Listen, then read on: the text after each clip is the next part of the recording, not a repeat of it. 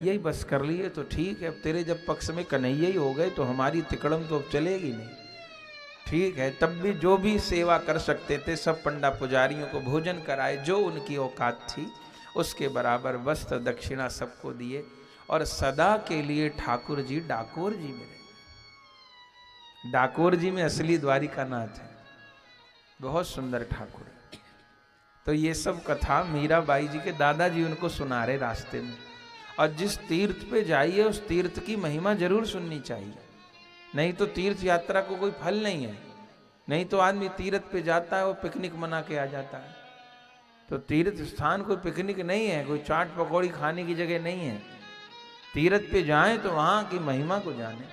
अब मीराबाई सुन रही, बहुत प्रसन्न हो गई। और धीरे धीरे तो यात्रा उनकी डाकोर जी पहुंच गए।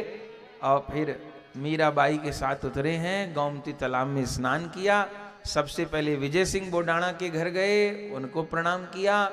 और फिर मीराबाई जी को लेकर के मंदिर में प्रवेश किया। और जैसे मीराबाई जी ने दर्शन किया डाकोर नाथ का, उस समय उनको साक्षात द्वारिकाधीश का दर्शन हुआ। सोचिए, बचपन से भगवत साक्षात्कार उनको शुरू हो गया।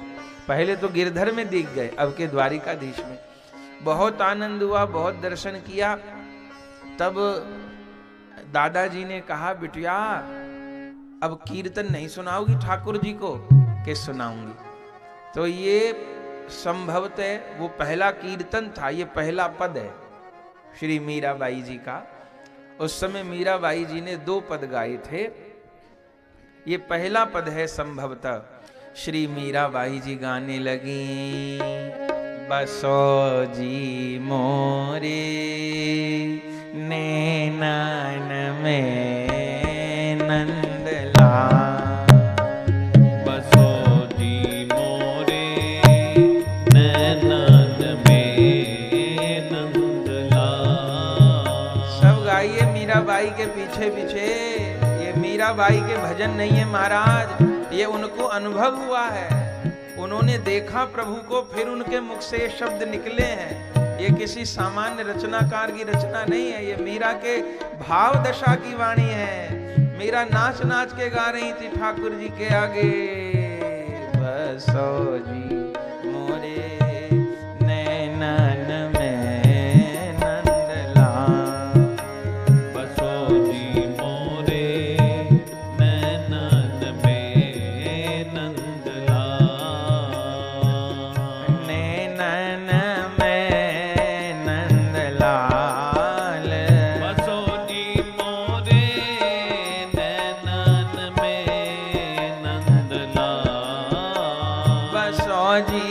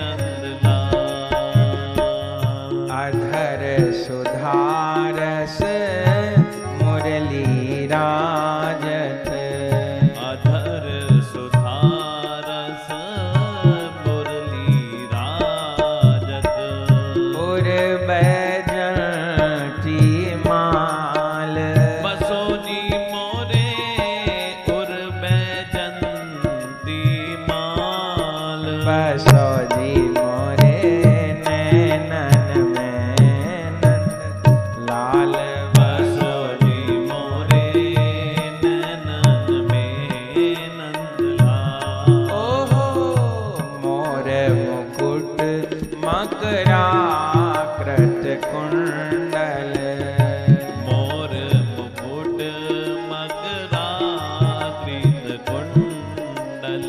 ओ मोर मुकुट मकराकृत कुंडल मोर मुकुट मकराकृत कुंडल।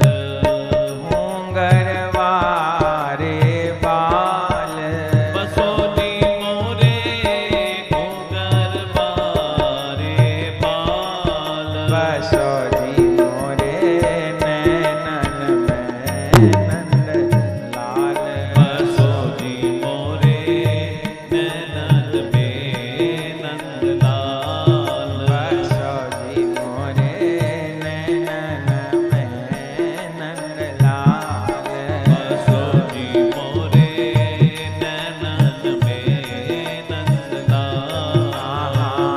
क्षुद्र घंटिका कटी तट शोभित क्षुद्र घंटिका कटी तट शोभित।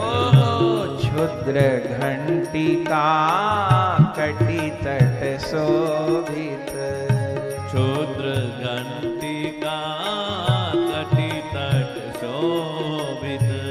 नूपुर सबद रसाल बसो जी मोरे नूपुर सबद रसाल।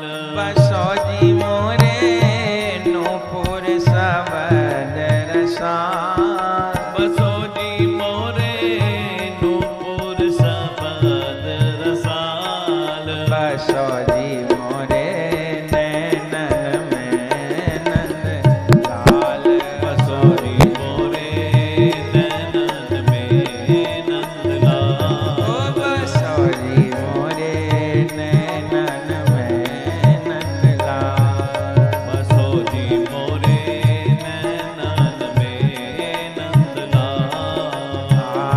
मीरा प्रभु संतन सुखदाई मीरा प्रभु संतन सुखदाई। मीरा प्रभु संतन सुखदाई मीरा प्रभु संतन सुखदाई।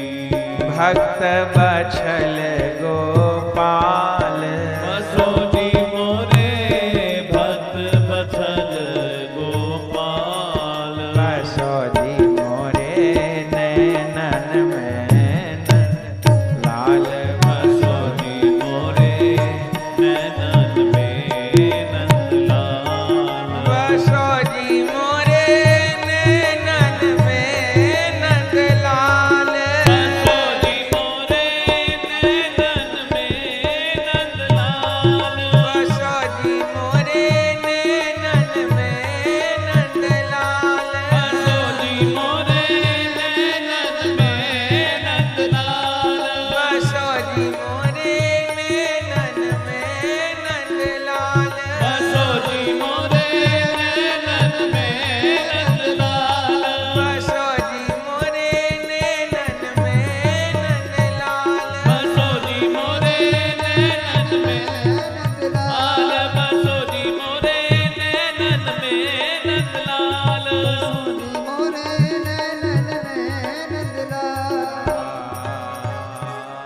बसो जी मोरे नैनन में नंदलाल आनंद हो गया महाराज।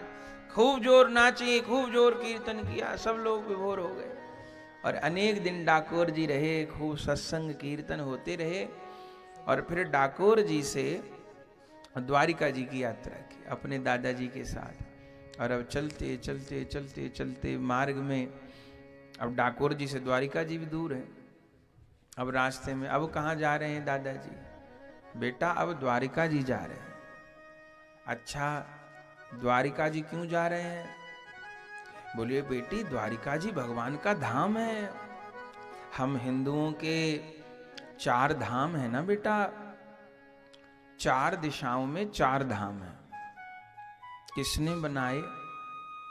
ये आदि गुरु शंकराचार्य भगवान के स्थापित किए हुए हैं।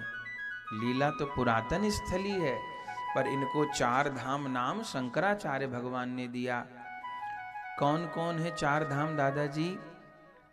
बेटा, पूर्व दिशा के धाम हैं श्री जगन्नाथपुरी, पश्चिम दिशा के धाम हैं द्वारिका जी, द्वारिकानाथ। उत्तर दिशा के धाम हैं बद्रीनाथ जी, और दक्षिण दिशा के नाम है रामनाथ जी, माने रामेश्वरम भगवान। इन 4 धामों की महिमा क्या है बेटी? बद्रीनाथ जी में भगवान तप करते हैं, वहां तपो मूर्ति है। और रामेश्वरम में भगवान पूजा करते हैं। और जगन्नाथ जी में भोजन करते हैं। और जहां जा रहे द्वारिका जी में, बोले वहां राज करते हैं। बद्रीनाथ में तप करते हैं, रामेश्वरम में पूजा करते हैं, जगन्नाथपुरी में भोजन करते हैं, और द्वारिका जी में राज करते हैं। तो बेटी, द्वारिका जी जा रहे हैं। द्वारिका जी की क्या महिमा है? अरे, जिन गिरधर गोपाल का भजन करती है ना, वो गिरधर गोपाल ने 3 लीला की हैं। उनमें एक तो ब्रज लीला है, दूसरी मथुरा लीला है, तीसरी द्वारिका लीला है। इससे उनके 3 धाम हैं। एक तो ब्रजमंडल श्री वृंदावन, दूसरे मथुरा जी, और तीसरी द्वारिका जी। पर बेटा, द्वारिका जी की लीला सबसे अधिक वर्षों की है। कितने वर्ष की? ब्रज लीला लगभग 11.25 वर्ष की है, मथुरा लीला 20 वर्ष की है, और द्वारिका लीला 95 वर्ष की है। द्वारिका लीला सबसे लंबी है। तो द्वारिका जी में प्रभु का कैसा रूप है? बोले, द्वारिकापुरी में ठाकुर जी चतुर्भुज रूप में रहते हैं। और द्वारिका जी में भगवान की 16,108 पटरानियां हैं। उनसे सेवित होकर के प्रभु राज करते हुए यहां विराजमान है। तो फिर 3 प्रकार के श्री कृष्ण हैं। 3 प्रकार के नहीं बेटा, श्री कृष्ण तो एक ही हैं। भक्तों के भाव के अनुसार अलग अलग रूपों में दर्शन देते हैं। जो ब्रज के ठाकुर हैं, वे विशुद्ध माधुर्य में ठाकुर हैं। वो छतर नहीं लेते, वो शस्त्र नहीं उठाते, वो चक्र नहीं चलाते, वो जूता चप्पल भी नहीं पहनते। वो ग्वारिया के वेश में केवल अपने प्रिय भक्तों को अपना माधुर्य और प्रेम प्रदान करते हैं। जो मथुरा के ठाकुर हैं, माधुर्य वहां भी है, पर वहां माधुर्य में ऐश्वर्य मिश्रित है। और जो द्वारिका के ठाकुर जी हैं, वहां ऐश्वर्य प्रधान है। रानियां उनसे बहुत स्नेह करती हैं, पर द्वारिका लीला ऐश्वर्य प्रधान है। तो प्रभु ब्रज को छोड़ के द्वारिका जी क्यों आ जाते हैं? बेटा, ब्रज तो माधुर्य मुगलों से लड़ते हैं ना बेटा। ऐसे ही प्रभु भी उस समय के राक्षसों से लड़े हैं, तब भारत भूमि को बचाया है। तो प्रभु ने द्वारिका लीला दुष्टों के उद्धार के लिए और ग्रस्त लीला को प्रकट करने के लिए की है। तो द्वारिका जी में हम कहां कहां दर्शन करेंगे? पहले गोमती द्वारिका जी जाएंगे, वो भगवान की राजसभा है, और वहां दर्शन करेंगे। और फिर वहां से चल करके बेट द्वारिका जाएंगे। चलते चलते गोमती द्वारिका पहुंचे हैं, और जैसे गोमती द्वारिका में प्रवेश किया है, वहां पर गोमती जी और सागर का मिलन है। उसको संगम घाट कहते हैं, संगम नारायण। और वहां पर मीरा जी की एक भजन कुटी भी है, जहां पर संगम होता है गोमती जी का और सागर का। वहां संगम नारायण हैं, मीरा जी, ये बाद की बात है, तो मीरा जी ने वहाँ अनेक दिन भजन भी किया। फिर रहीं तो वो जाके भेंट द्वारिका में, और लीन भी भेंट द्वारिका के ठाकुर जी में हुई हैं, गोमती द्वारिका में नहीं हुई हैं।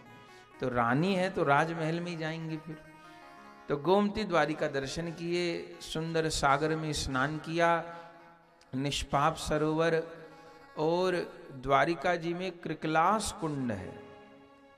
कृकलास कुंड, कृकलास कुंड वो है जहां पर राजा निग गिरगिट बन गए थे। भागवत जी में कथा आएगी, गिरगिट बन गए थे तो ठाकुर जी ने वहीं उद्धार किया था उनका, उसको कृकलास कुंड कहते हैं।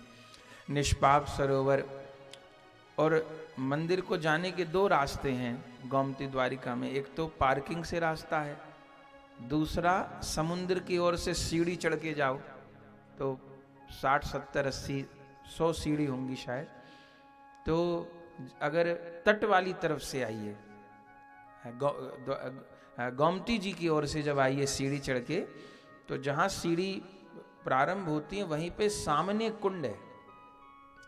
वो स्थान, वहाँ पे एक छोटा सा मंदिर है, उस मंदिर का नाम है सांवल शाह का मंदिर, और वहाँ की बहुत महिमा है।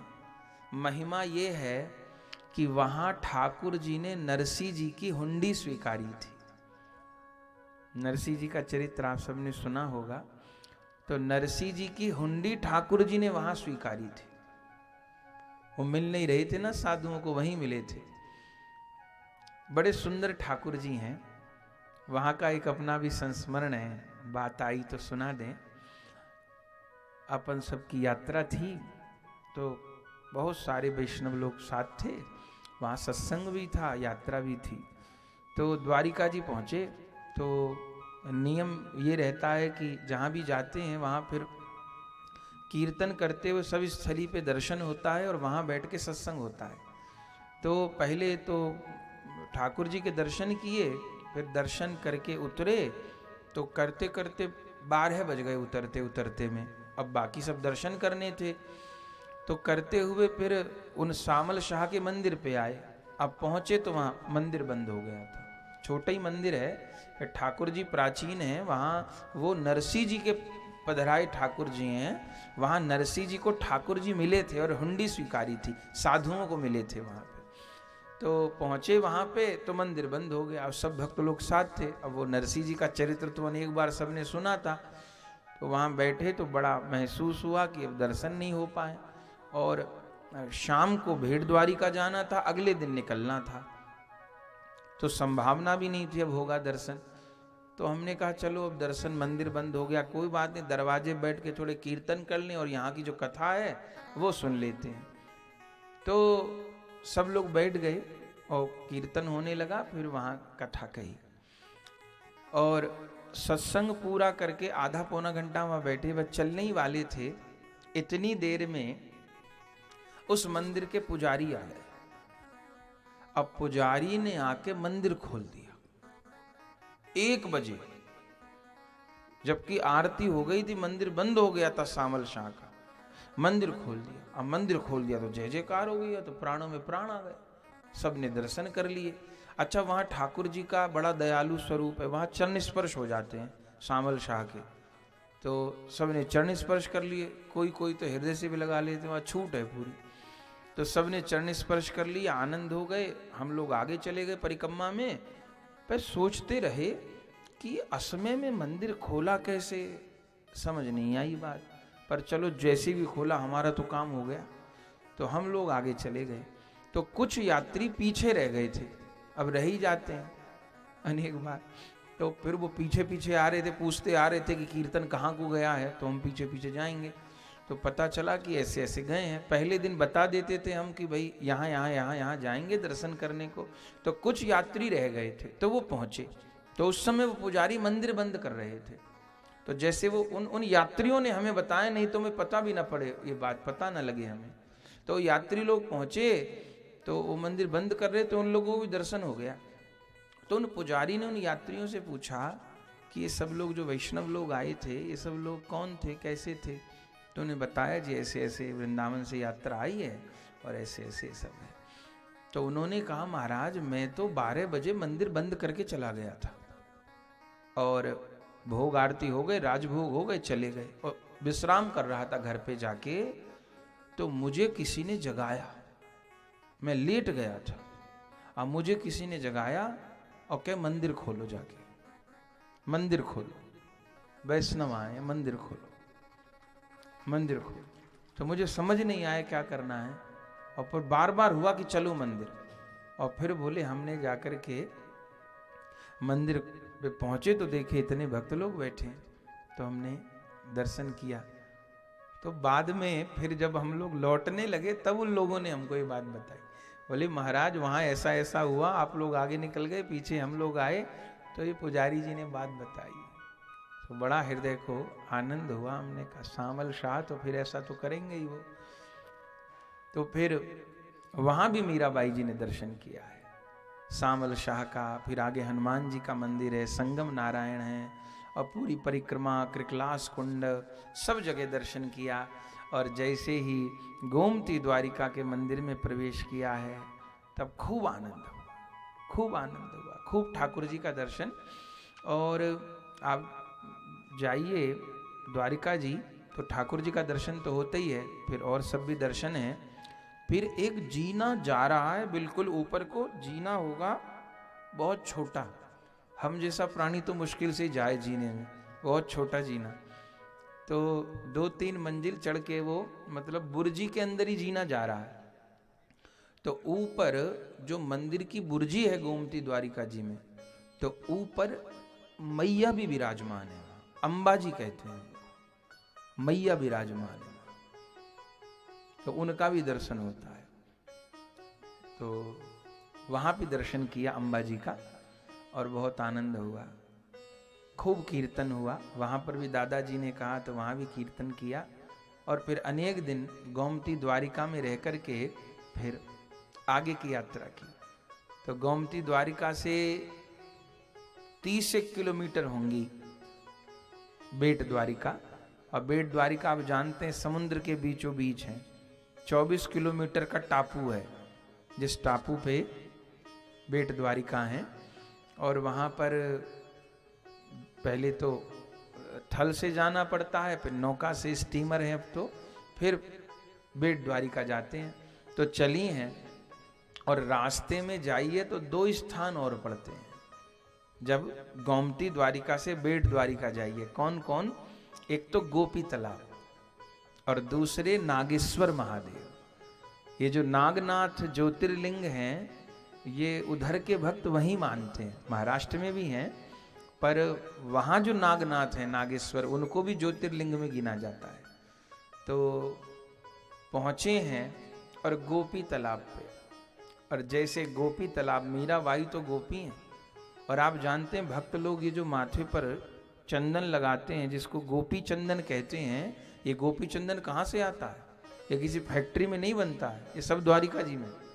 द्वारिका जी आप जाइए, जो गोपी तालाब का क्षेत्र है बहुत बड़ा क्षेत्र है, और वहाँ की सारी रज पीले रंग की है, और घर घर में वहाँ पर वो रज को गीला करके और फिर उसकी बनाते रहते हैं बटिया, और पूरे विश्व में वहीं से गोपी चंदन जाता है।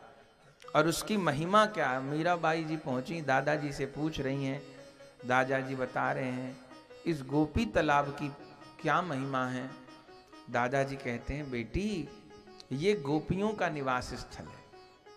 कल सुन रहे थे ना कि कुरुक्षेत्र में भगवान का 100 बरस बाद ब्रजवासियों से मिलना हुआ, तो एक कल्प में तो ठाकुर जी वहां से ब्रज आए हैं दंत वक्र का उद्धार करके, और एक कल्प में ऐसा भी हुआ है कि श्री जी और समस्त गोपियों को लेके भगवान द्वारिका जी आ गए। अब हर कल्प में, कल्प कल्प प्रति प्रभु अवतर ही, हर कल्प में लीला में कुछ न कुछ अंतर होता है। तो एक कल्प में ठाकुर जी, श्री जी सब गोपियों को लेके द्वारिका जी आए हैं, और जब द्वारिका जी, तो रुक्मणी जी चाहती थी अब राधा रानी हमारे साथ ही रहें, तो जब बेट द्वारिका जाने लगे तब गोपियों ने निवेदन किया प्रभु ये दोनों लीला न्यारी न्यारी हैं और दोनों लीलाओं को मिलाइए नहीं, क्योंकि द्वारिका लीला का अपना स्वरूप है, ब्रज लीला का अपना स्वरूप है। और हम वन में रहने वाली हैं, हमारा महलों में मन भी नहीं लगेगा। तो फिर तो बीच मार्ग में रुक गए, जिसको गोपी तालाब कहते हैं। गोपियों ने कहा प्रभु यहीं सुंदर वन है और यहीं पर कुंजों का निर्माण हो, हम यहीं रहेंगी। तो गोपी तालाब पे व्यवस्था कर दी, वहां दिव्य वन प्रकट हो गया। और आप गोपी तालाब का दर्शन करें तो वहां गोपीनाथ जी भी हैं, गोपीनाथ ठाकुर जी भी हैं वहां।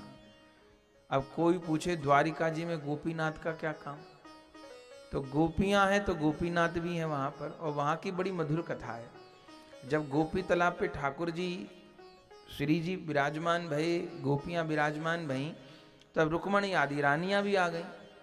ठाकुर जी से रुक्मणी जी ने कहा प्रभु हमने आपके रास का दर्शन नहीं किया, और अब तो यहाँ राधा रानी भी हैं, गोपियां भी हैं, वन भी है। एक बार यदि आप हमें योग्य समझें तो हमें रास का दर्शन कराइए। ठाकुर जी ने श्री जी की ओर देखा, और श्री जी तो करुणा की मूर्ति हैं, स्वीकार कर लिया। तब गोपियों ने रास बिहारी का श्रृंगार कर दिया। ठाकुर जी का, श्री जी का, गोपियां तो थीं, श्रृंगार कर लिया। सुंदर रास चबूतरे का, रास स्थली का, वहां रास का चबूतरा भी है, रास मंडल बोलते हैं उसको, वो भी है। तो श्रृंगार कर दिए। अब जैसे वृंदावन में रास होता है तो विधि है, ठाकुर जी श्री जी को प्रार्थना करते हैं कि हे किशोरी जी अब पधारिए और इस रास रस को प्रकट कीजिए, क्योंकि रास रस को प्रकट करने वाली तो रासेश्वरी हैं। इसलिए भागवत जी में हम लोग सुनेंगे आगे, जब रास पंचाध्यायी का प्रारंभ हुआ तो सुखदेव भगवान ने कहा भगवान आपी ता रात्रि शरदोत फुल्ल मल्लिका विक्षरंतुम मनश्चक्रे योग मायामुपाश्रिता। भगवान ने योग माया जी का आश्रय लिया रास करने के लिए। तो योग माया कौन है? वृंदावन में योग माया राधा रानी है, और कोई योग माया नहीं है। तो माने राधा रानी का आश्रय लिया, तब रास रस प्रकट हुआ। तो श्रृंगार भी हो गया, लेकिन श्री जी को निवेदन किया रास रस प्रकट हो। अब श्री जी के मन में रास की भावना पैदा न हो। बहुत प्रयास किया। ठाकुर जी ने कहा क्या बात है श्री जी? श्री जी ने कहा हे श्याम सुंदर, आप भी हो, मैं भी हूं, ये बड़भागी गोपियां भी हैं, फिर भी रासरस हृदय में प्रकट नहीं हो रहा। क्यों? बोले यहां वृंदावन धाम नहीं है, और ये रास वृंदावन की संपत्ति है। तो वहां रास तो घटित नहीं हुआ, पर श्रृंगार हो गए, तो भोग आरती इत्यादि हो गए। तो वहां गोपीनाथ विराजमान है। और गोपी तालाब कैसे हुआ? एक कल्प में समस्त गोपियां, एक कल्प में तो भांडीर वन में ब्रह्म वैवर्त के अनुसार भांडीर वन में ब्रजवासी अंतर्ध्यान हुए हैं। एक कल्प में गोपियां अंत तक वहीं विराजमान रही हैं। और द्वारिका लीला विश्राम होने से पहले भगवान ने गोपांगनाओं को, ब्रजवासियों को कहा लीला अंतर ध्यान होगी, तो समस्त गोपियां वहीं रज रूप हो गई। जो गोपी तालाब है तो उसको तालाब कहते हैं, वैसे उसमें जो जल है वो वर्षा का ही जल होता है, वैसा जल नहीं होता है उसमें। अब वर्षा आती तो भर जाता है, वर्षा नहीं आती तो सूख जाता है। पर तालाब में जल तो नहीं है, पर गोपियों के समय था। तो जब भगवान ने कहा लीला अंतर ध्यान होगी, तो गोपियां सरोवर में प्रवेश करती हैं और वहीं अंतर ध्यान हो जाती हैं। तो संतों की भावना है, जो गोपी चंदन है वो गोपियों का अंग राग है, गोपियों की चरण रज है, जो माथे पे धारण होती है। अपने यहाँ तो राधा कुंड की रज धारण होती है, क्योंकि महाप्रभु जी वृंदावन पधारे तो राधा कुंड को प्रकट किया, तो राधा कुंड की रज माथे पे लगाई। तो अपनी गुरु परंपरा में तो हम लोग राधा कुंड की रज लगाते हैं, पर इस रज में गोपी चंदन मिलाए रखते हैं। तो वो जो गोपी चंदन है वो गोपियों की चरण रज है। और उसका तिलक क्यों किया जाता है? बोले अब ठाकुर जी की प्राप्ति तो तभी होएगी जब भक्तों की पदरज माथे पे लगेगी।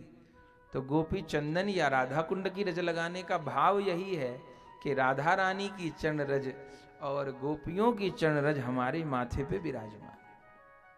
तो गोपी तालाब की बहुत महिमा। तो मीराबाई जी गोपी तालाब पहुंची हैं और बहुत अद्भुत वहां पर कीर्तन किया है। खूब उस रज को देख करके उनके हृदय में विरह उत्पन्न हो गया है। खूब आनंद रहा गोपीनाथ भगवान का दर्शन। और फिर वहां से चल करके नागनाथ का दर्शन किया, नागेश्वर महादेव का। अद्भुत भोले बाबा हैं। एक सेठ नौका में फंस गए थे समुद्र में, तब उन सेठ जी ने पुकारा था, तो उन